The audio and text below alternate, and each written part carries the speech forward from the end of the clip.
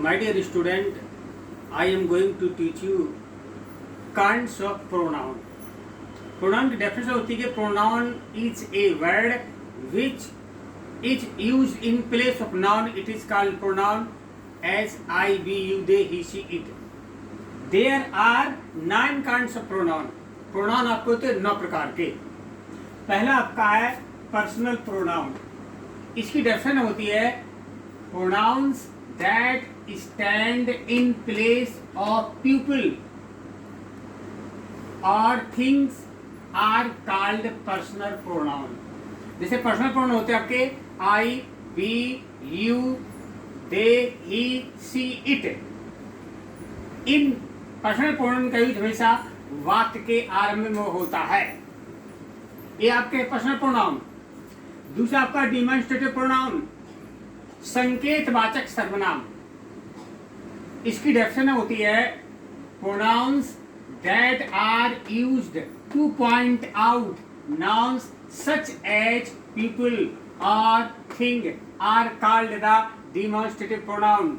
ये होते हैं दिस, दैट, दीज, दोज. यदि ये शब्द वाक्य के आरंभ में सब्जेक्ट के स्थान पे आते हैं तो उन्हें हम कहते हैं जैसे this is my book, that is my pen, these are his books, those are our copies. यदि ये सब्जेक्ट के स्थान पे आते हैं तो ये हमेशा कहलाते हैं डेमोन्स्ट्रेटिव प्रोनाउन. तीसरा आपका पोजेसिव प्रोनाउन. इसकी डेफिनेशन होती है possessive pronouns indicate position as they stand for them as. आप पोजेसिव प्रोनाउन कौन होते हैं? Mine, ours, yours, theirs, his, hers, its. These are the possessive pronoun. जिसे हम कहें दिस बुक इज माइन, तो माइन क्या है इसमें? Personal pronoun.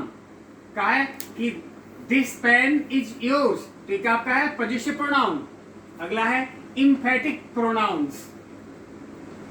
इसकी डेफिनेशन होती है emphatic pronouns as the name suggests for emphasis are called the emphatic pronouns. Emphatic pronouns कहते हैं myself, ourself, yourself, themself, himself, herself, itself.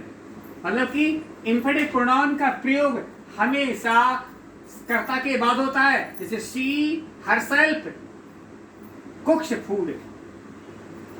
Emphatic pronoun और आपके रिफ्लेक्सिव प्रोनाउन सेम होते हैं.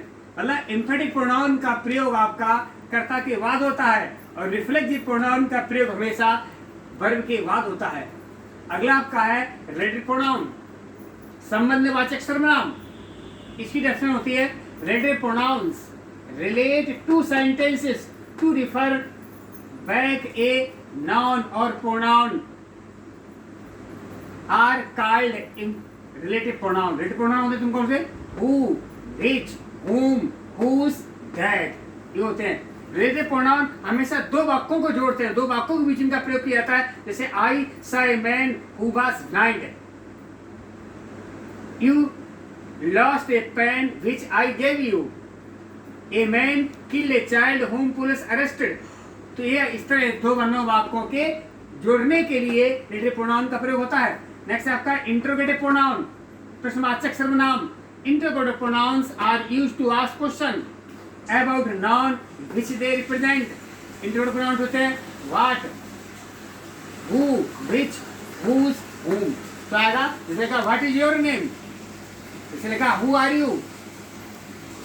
ये आपका है. फिर आपका है reflexive pronoun. Reflexive pronoun are those pronouns in which action done by subject reflect upon it. ये होते हैं, हमने आपसे कहा कि रिफ्लेक्सिव प्रोनाउन का प्रयोग हमेशा वर्ब के बाद होता है.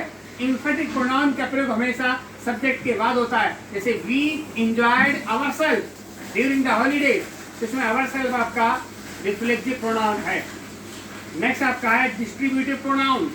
इसकी डेफिनेशन होती है an a pronoun refers to people और things one at time as are called distributive pronoun. होते हैं ईच, आइदर. जैसे each of boys was given a prize. Next आपका इंडेफिनिट प्रोनाउन. इसकी परिभाषा होती है indefinite pronouns tell that the noun is indefinite and not particular. Example है some, somebody, anyone, anything, none, nothing, no one, everyone, all, one. These are the indefinite pronouns. जैसे I gave him some money, somebody called me. ये आपके pronoun, इसके में नियम डालेंगे, ये आपको नोट करना है.